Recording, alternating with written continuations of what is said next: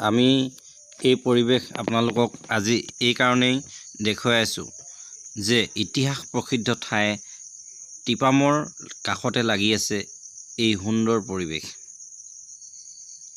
নাহৰকটীয়াৰ নামফাকেৰ বুদ্ধ বিহাৰ।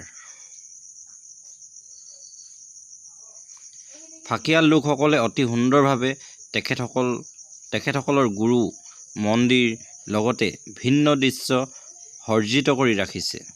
এই মনোমোহা দৃশ্য আপোনালোকক দেখুৱাবলৈ চেষ্টা কৰিছোঁ।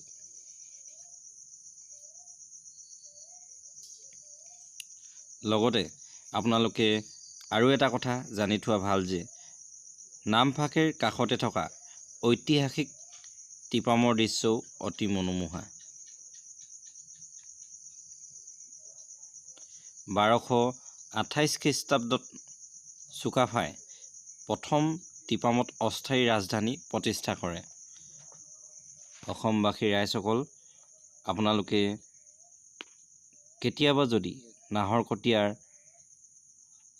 ডিগবৈ, ভাদৈ পাঁচআলি এইবিলাক ঠাইলৈ যদি আহে, তেতিয়া টিপাম আৰু নাহৰকটীয়াৰ নামফাকেৰ বুদ্ধ বিহাৰত এবাৰ সোমাই যাব, চাই যাব এই দৃশ্যবিলাক কেনেকৈ সজ্জিত হৈ আছে।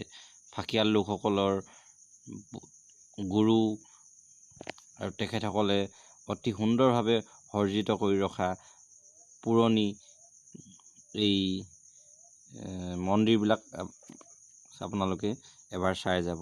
আৰু টিপামৰ অতি দীঘলীয়া খটখটি